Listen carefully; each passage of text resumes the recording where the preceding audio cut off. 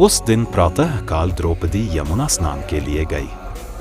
नहाते समय उसकी दृष्टि कुछ दूर स्नान करते एक साधु पर पड़ी।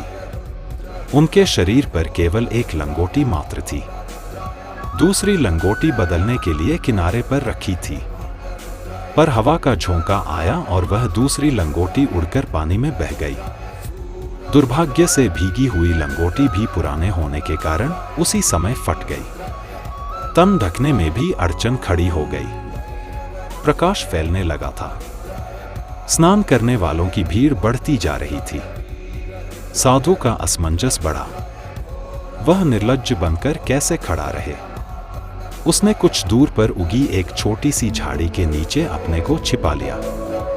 जब रात हो जाए तब अंधेरे में अपने स्थान पर जाने का उसका इरादा था। द्रौपदी ने यह सारा दृश्य देखा और साधु की कठिनाई को समझा। उसने सहायता करने की बात सोची।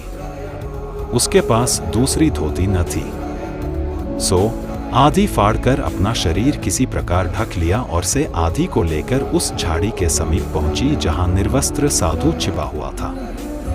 द्रौपदी बोली, पिताजी, आपकी कठिनाई को मैंने समझा है। अपनी आधी साड़ी फाड़ कर लाई हूं।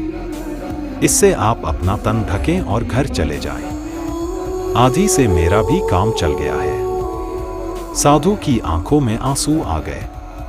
उसने कपड़े के टुकड़े को ले लिया, पहना और घर चला गया। मन ही मन आशीर्वाद देता गया कि भगवान सदा तुम्हारी लज्जा को ढके रहे। बात बहुत पुरानी हो गई। द्रौपदी को पांडव जुए में हार गए। दुशासन उसे भरी सभा में नंगी करने के लिए उतारू हो गया। द्रौपदी के अपशब्दों का बदला लेने के लिए वही सूझी थी। द्रौपदी ने इस विकट संकट में भगवान को पुकारा जो शेष शैया पर सोए थे। नारद ने उन्हें जगाकर कहा, भक्तों की पुकार सुनिए, उसकी सहायता का प्रबंध कीजिए। उनीदी आंखों से भगवान ने कहा, ना मैं किसी की सहायता करता हूं, ना हैरानी में डालता हूं। सभी अपने अपने कर्मों का फल भोगते हैं। द्रौपदी का कोई पिछला पुण्य हो तो पता लगाओ। उसके पुण्य होंगे तो बदला मिल जाएगा। नारद ने हिसाब की बही देखी। विदित हुआ कि द्रौपदी ने किसी साधु को अपनी आधी साड़ी फाड़कर दान दी थी। वह टुकड़ा अब ब्याज समेत बढ़ते बढ़ते गट्ठे जितना हो गया है। भगवान ने कहा, हम किसी के पुण्य का प्रतिफल समय पर क्यों नहीं देंगे। गरुड़ पर चढ़कर वस्त्रों का गट्ठा लिए कौरवों की सभा के समीप पहुंचे। दुशासन वस्त्र खींचता गया।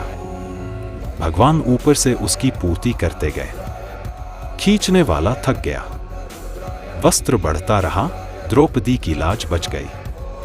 उसे आधी साड़ी के बदले हजारों गज कपड़ा मिल गया।